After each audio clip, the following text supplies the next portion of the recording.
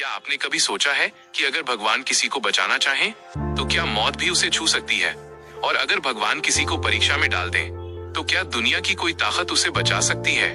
अगर आप यह वीडियो देख रहे हैं तो इसे सिर्फ एक संयोग मत समझिए, क्योंकि भगवत गीता का ज्ञान हर किसी तक नहीं पहुंचता और जो इसे सुन लेता है वो इंसान फिर साधारण नहीं रह जाता।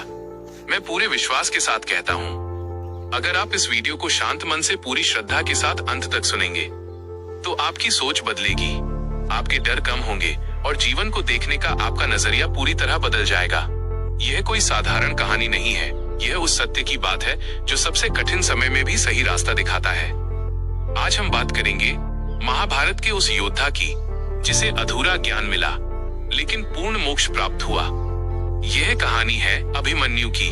भगवान श्री कृष्ण गीता में कहते हैं, कर्मण्येवाधिकारस्ते मा फलेषु कदाचन, अर्थात तुम्हारा अधिकार केवल कर्म पर है, फल पर नहीं। लेकिन मन में एक सवाल उठता है, अगर कोई व्यक्ति अपना कर्म पूरी सच्चाई और निष्ठा से करे, फिर भी उसे मृत्यु मिल जाए, तो क्या वो हार गया? नहीं, गीता कहती है कभी कभी मृत्यु भी विजय बन जाती है और अभिमन्यु इसका सबसे बड़ा प्रमाण है।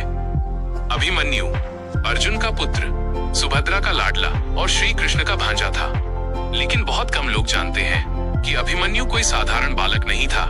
जब सुभद्रा गर्भवती थी, तब अर्जुन भगवान श्री कृष्ण से चक्रव्यूह भेदन की विद्या सीख रहे थे। अर्जुन समझा रहे थे कि चक्रव्यूह में प्रवेश कैसे किया जाता है और माँ के गर्भ में बैठा वो बालक सब कुछ सुन रहा था। लेकिन जैसे ही अर्जुन चक्रव्यूह से बाहर निकलने की विधि बताने वाले थे, सुभद्रा को नींद आ गई और वहीं अभिमन्यु का ज्ञान अधूरा रह गया। श्री कृष्ण ये सब जानते थे, फिर भी उन्होंने उसे नहीं रोका, क्योंकि भगवान जानते थे कि यही अधूरा ज्ञान उसकी पूर्णता बनेगा। दोस्तों, चक्रव्यूह सिर्फ युद्ध की रचना नहीं था, चक्रव्यूह जीवन है। हर इंसान इस संसार के चक्रव्यूह में फंसता है। जन्म, संघर्ष, रिश्ते, धोखा, पीड़ा और अंत में मृत्यु।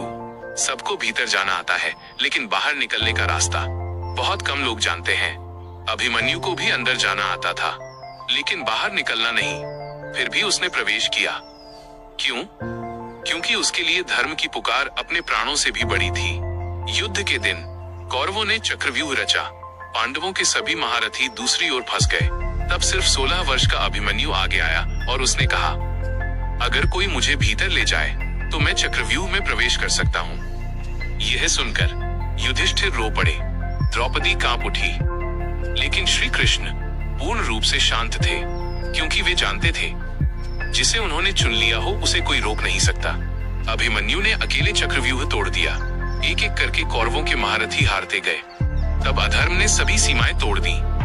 एक बालक पर 7 योद्धा, उसके हथियार तोड़ दिए गए, उसका रथ गिरा दिया गया और अंत में नियमों को कुचलते हुए उसकी हत्या कर दी गई। लेकिन ध्यान से सुनिए, अभिमन्यु रोया नहीं, अभिमन्यु डरा नहीं, अभिमन्यु ने पीठ नहीं दिखाई, उसने धर्म नहीं छोड़ा।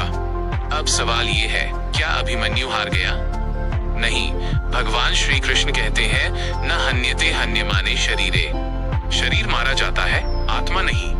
अभिमन्यु का शरीर गिरा, लेकिन उसकी आत्मा सीधे वैकुंठ पहुंची। श्री कृष्ण ने कहा, यह बालक अधूरे ज्ञान के कारण नहीं मरा, बल्कि पूर्ण भक्ति के कारण अमर हुआ। दोस्तों, आज हम सब कहीं न कहीं अभिमन्यु जैसे हैं। हमें भी पूरा ज्ञान नहीं, हम भी अकेले लड़ रहे हैं। लेकिन अगर हमारा कर्म शुद्ध है, हमारी नीयत सच्ची है और भगवान का नाम हमारे हृदय में है, तो याद रखना, मौत केवल शरीर को छू सकती है, आत्मा को नहीं। इसलिए डरिए मत।